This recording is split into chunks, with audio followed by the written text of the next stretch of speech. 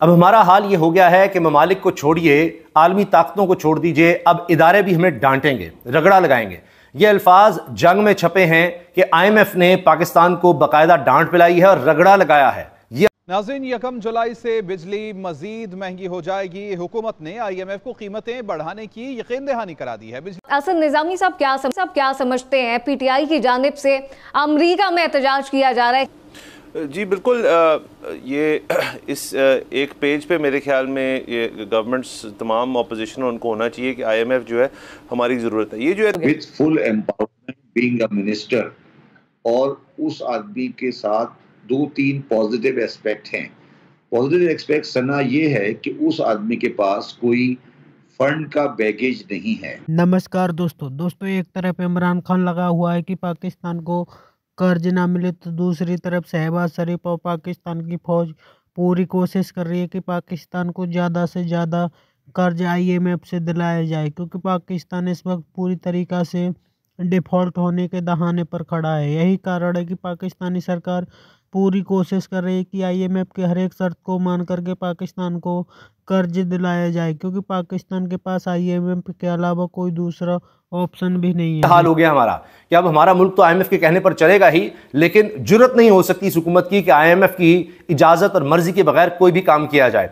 अब पार्लियामेंट में एक तमाशा भी लगा कौमी असम्बली में कि ऑर्डिनेंसेस लाए जा रहे हैं, कोई कानून साजी नहीं हो रही उस तरह से कि असम्बली में आकर बहस हो। बराह रास्त जनाब ऑर्डिनेंस आ रहा है और वहां पर हो रहा है कि पाकिस्तान पीपल्स पार्टी भी ड्रामेबाजी कर रही है कि जी ये तो IMF की डिक्टेशन पर आ रहे हैं ऑर्डिनेंसेस और इस तरह से हो रहा है, लेकिन बाद में वो इस पर वोटिंग भी कर रहे हैं और इसके हक में वोट भी दे रहे हैं। ये ड्रामेबाजी हो रही है। अब जनाब खबर यह है कि IMF का मिशन, जायजा मिशन 14 से 18 मार्च तक के लिए पाकिस्तान में है। अब वहां पर जो मीटिंग हुई है जनाब, उसमें हुआ यह है कि बाकायदा वजीर खजाना को और हमारे हुकाम को खींचा गया है कि आपने किस तरह से रिपोर्ट शाया कर दी और ये कह दिया कि जी तमाम इशारिये और तमाम जितनी भी IMF की शराइत थी वो हमने मुकम्मल कर ली हैं और अब आखिरी किस्त जो है स्टैंड बाय एग्रीमेंट की वो हमें मिल जाएगी या मिल जानी चाहिए, हमने तो तमाम शराइत पूरी कर दी है। IMF ने बाकायदा खींचा इस पर कि जी किस तरह से हम यहाँ क्या करने आए हैं। फिर ये भी हो रहा है कि अब महंगाई मजीद बढ़ेगी और IMF को यकीन दहानी करा दी गई है, ये खबर छप चुकी है, IMF को यकीन दहानी करा दी गई है कि हम बिजली और महंगी करेंगे।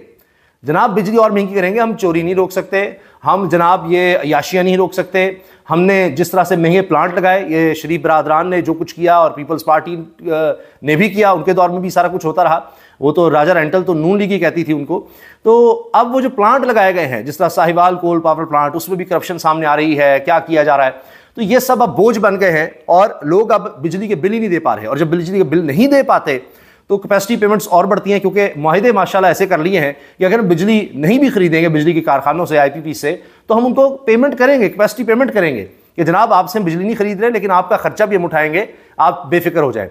तो वो हमें उठाना पड़ता है, वो फिर पैसे। अब ये 6000 अरब रुपए के लगभग जनाब हमारा गर्दिशी कर्जा इस तरह से पहुंच चुका है, जो हमने गैस की मद में भी और बिजली की मद में देना है। आप अंदाजा लगाइए, ये सूरत हाल हो गई है और अब गैस भी महंगी हो गई है, अभी आगे मजीद महंगी करने का कहा जा रहा है। एक महंगाई का नया तूफान आएगा। माहिर माशियात बहस कर रहे हैं कि जनाब अभी तो शायद इतनी महंगाई नहीं होगी, अभी शायद IMF कहने पर चीजें महंगी नहीं होंगी, लेकिन आगे जो प्रोग्राम लेना है उसमें तो होंगी। भाई इसी प्रोग्राम में हो गई हैं, अब शायद मिनी बजट भी लाना पड़ जाए। बिल्कुल दुरुस्त है। फंड का आदमी नहीं है, मतलब वो मॉनेटरी फंड का साथ बैगेज नहीं है। दूसरा, उसके पास टेक्निकली सियासी बैगेज भी नहीं है। ओके, ठीक है। और उसके पास प्रोफेशनल हमारे जैसे लोगों की सपोर्ट भी है और उसके पास साथ SIFC भी है।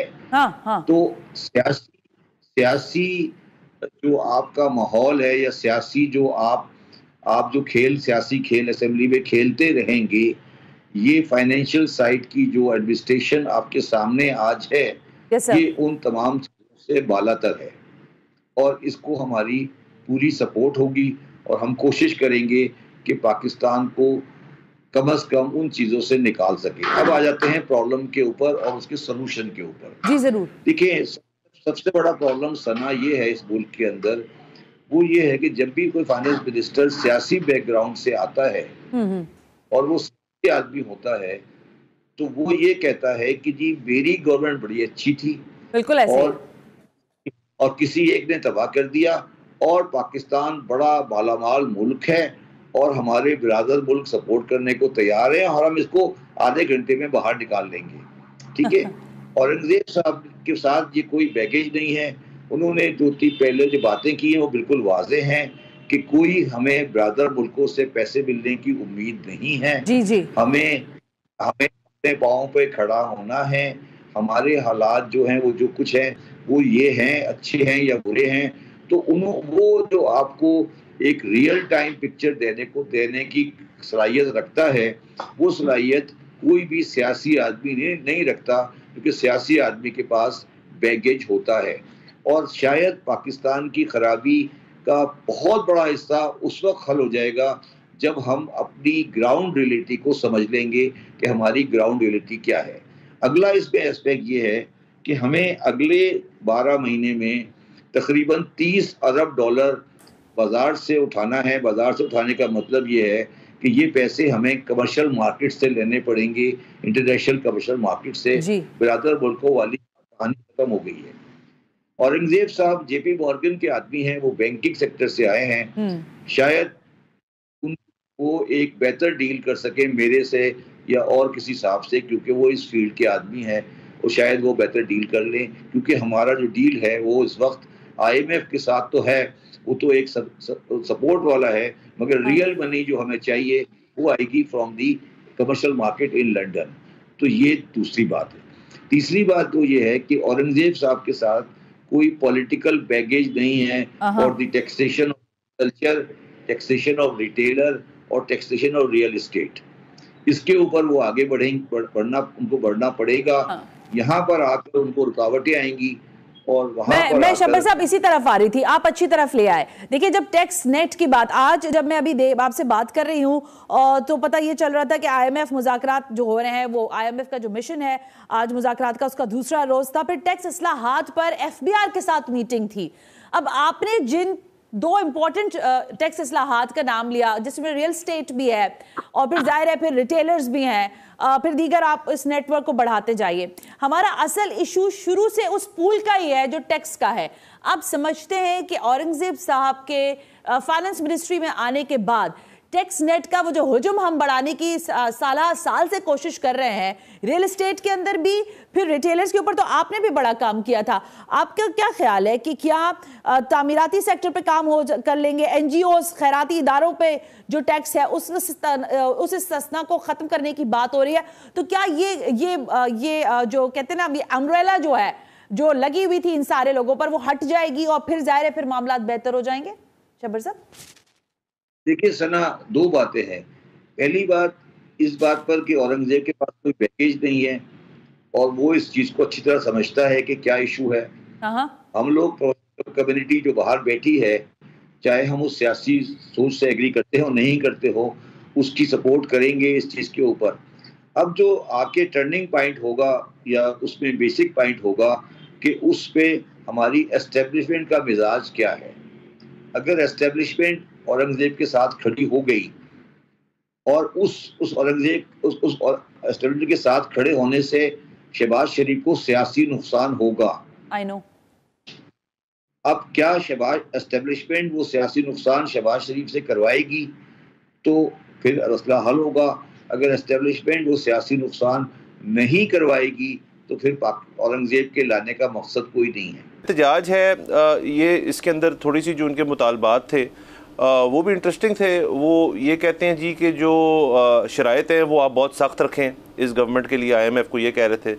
दूसरा वो कह रहे थे कि ये जो अगली किस्त है और जो अगला प्रोग्राम है इसको आप मुंसलिक कर दें इस चीज़ से कि जी कि जो मुबैना धांधली हुई है और जो मैंडेट चोरी हुआ है उसके साथ आप इसको लिंक करें और हमें उसके अंदर रिलीफ भी चाहिए, आप ऑडिट कराएं। ये वही पुरानी बातें जी जो उन्होंने जब लेटर भी लिखा था। हालांकि पहले तो जो लेटर लिख रहे थे उसके अंदर तो कह रहे थे कि आप कर्जा ही ना दें और किस्त ही ना दें। उसके बाद उस लेटर के अंदर शायद उन्होंने रियलाइज़ किया, PTI ने थोड़ी नरमी लाते हुए लेटर को थोड़ा तब्दील करते हुए भेजा। तो दोस्तों, IMF ने भी पाकिस्तानियों की इस वक्त चीखें निकाल दी है, क्योंकि IMF जिस तरह से कड़ी शर्त पाकिस्तान को दे रहा है उससे पाकिस्तानी जनता इस वक्त काफ़ी ज़्यादा परेशान है। पाकिस्तानियों का कहना है कि जिस तरह से पाकिस्तान की नई सरकार आई थी, दावे करके आई थी कि वो पाकिस्तानियों को बड़ी तादाद में रिलीफ देगी, लेकिन पाकिस्तान की सरकार ऐसा कुछ नहीं कर पा रही क्योंकि IMF की कड़ी शर्तें पाकिस्तान के लिए माननी पड़ेंगी, क्योंकि पाकिस्तान को IMF के अलावा कोई दूसरा सहारा नहीं है। पाकिस्तान के दोस्त मुल्क भी पाकिस्तान को उतनी बड़ी तादाद में अब मदद नहीं दे सकते जितनी कि पाकिस्तान को चाहिए। पाकिस्तान को हर हाल में पैसे चाहिए। पाकिस्तान इस वक्त डिफ़ॉल्ट होने के दहाने पर है। जी यही कारण है कि पाकिस्तान की सरकार इस प्रोग्राम को ख़त्म करके नए प्रोग्राम के लिए IMF के पास जाएगी, जो कि 8 अरब डॉलर का होगा। पाकिस्तानियों का कहना है कि जब पाकिस्तानी सरकार नए प्रोग्राम के लिए जाएगी तो इतनी कड़ी शर्तें होंगी कि पाकिस्तान की जनता इस वक्त पूरी तरीक़ा से बौखला जाएगी, क्योंकि पाकिस्तान की जनता अभी से ही प्रोटेस्ट कर रही है, क्योंकि उनको लगता है कि उनके साथ अन्याय हो रहा है। पाकिस्तान की फ़ौज ने उनके वोट को चोरी किया, साथ ही अब उन पर महंगाई का एक के बाद एक नया तूफान डाला जा रहा है, क्योंकि पाकिस्तान में इस वक्त महंगाई इतनी ज़्यादा हो चुकी है कि लोग 2 वक्त की रोटी के लिए भी संघर्ष कर रहे हैं। आपकी क्या राय कमेंट में जरूर शेयर करें।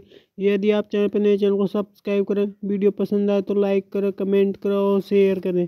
जय हिंद, वंदे मातरम।